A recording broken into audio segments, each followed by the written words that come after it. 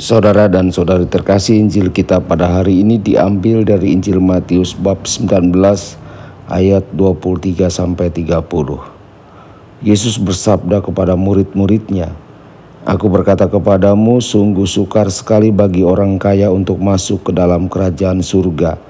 Sekali lagi aku berkata kepadamu, lebih mudah seekor unta masuk melalui lubang jarum daripada seorang kaya masuk ke dalam kerajaan surga." Mendengar itu gemparlah para murid dan berkata, "Jika demikian, siapakah yang dapat diselamatkan?"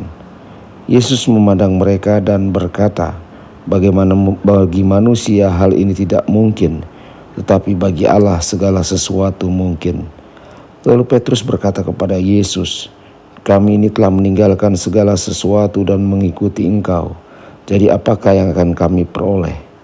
Kata Yesus kepada mereka, "Aku berkata kepadamu, sungguh pada waktu penciptaan kembali, apabila Anak Manusia bersemayam di tata kemuliaannya, kalian yang telah mengikuti aku akan duduk juga di atas 12 tahta untuk menghakimi ke-12 suku Israel.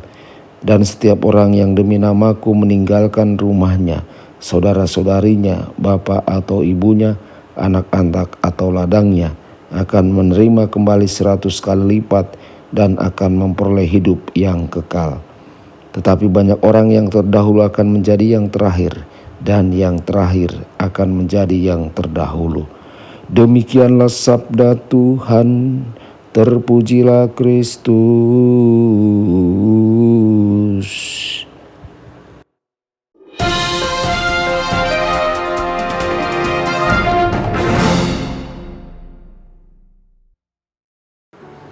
Saudara dan saudari terkasih dimanapun Anda berada, jumpa lagi dengan saya Romo Tedens dalam saluran Warta Kabar Sukacita. Semoga Anda semua dimanapun berada senantiasa dalam keadaan sehat dan bahagia. Saudara-saudari, setelah mendengar kisah sedih seorang pemuda kaya yang tidak dapat menerima undangan Yesus untuk menjadi muridnya, Yesus memberikan beberapa komentar tentang dampak kekayaan. "Hampir tidak mungkin bagi orang kaya untuk masuk ke dalam kerajaan Allah," kata Yesus. "Akan lebih mudah bagi seekor unta untuk melewati lubang jarum." Saudara-saudari, beberapa dari kita mungkin merasa sedikit tidak nyaman tentang hal ini. Bahkan jika kita sendiri tidak kaya, kita mungkin ingin melihat anak-anak kita menjadi kaya suatu hari nanti, atau kita mengagumi orang-orang yang dengan kerja keras mereka menjadi kaya. Apa salahnya memiliki banyak uang yang diperoleh dengan keringat dan tenaga sendiri? Saudara-saudari, apa yang dimaksud Injil dengan menjadi kaya? Menjadi kaya di sini berarti memiliki kelebihan uang dan harta benda yang besar, sementara di sekitarnya ada orang-orang yang tidak memiliki apa yang mereka butuhkan untuk menjalani kehidupan yang bermartabat. Bagaimana kita bisa terus mempertahankan milik kita ketika situasi seperti itu terjadi? Bagaimana kita bisa mengklaim milik kerajaan Allah, pemerintahan Allah yang merupakan kerajaan cinta dan keadilan? Ketika aku lapar dan haus dan sakit dan dipenjara, dan Engkau tidak memberi aku makan atau minum, Engkau tidak mengunjungi aku atau menunjukkan belas kasihan. Sebaliknya Engkau menumpuk semua uang itu di bank atau di bursa saham, atau Engkau membelanjakannya untuk mobil mewah dan pakaian mahal.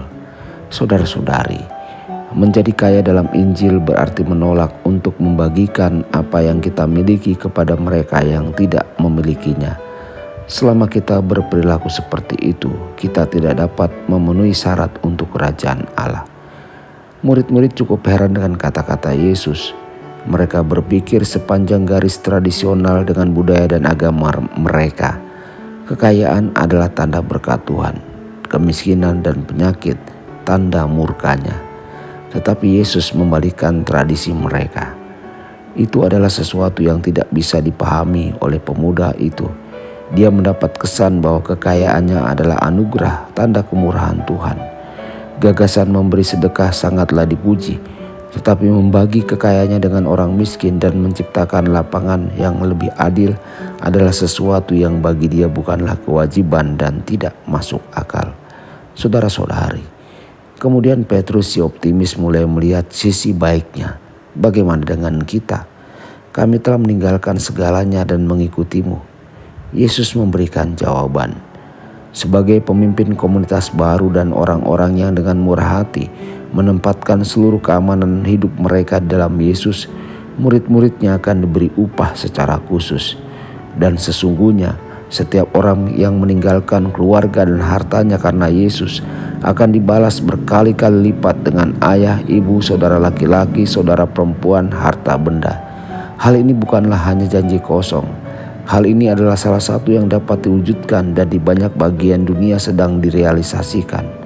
Ketika semua orang bekerja untuk kebaikan orang lain, semua orang diuntungkan. Saudara-saudari, di dunia Yesus setiap orang mendapat karena setiap orang memberi. Karena semua orang memberi, semua orang menerima. Hal ini bukanlah dunia, berilah aku. Hal ini adalah menjangkau ke dunia lain. Dan ketika semua orang terjangkau, maka semua orang mendapat manfaat. Di dunia seperti itu, kita tidak perlu cemas tentang hidup kita. Disitulah cinta dan keadilan bertemu. Jika orang kaya telah membebaskan dirinya dari kekayaannya dan membaginya dengan orang miskin dan menjadi pengikut Yesus dalam komunitas baru, dia mungkin tidak akan pernah kaya lagi, tetapi dia akan memenuhi semua kebutuhannya. Tuhan Yesus memberkati dan menyertai Anda semua. Sabda Allah adalah kebenaran. Sabda Allah adalah kehidupan. Mari kita mencintainya, mari kita menghayatinya. Ya Tuhan yang ku muliakan, sabdamu angkat resahku.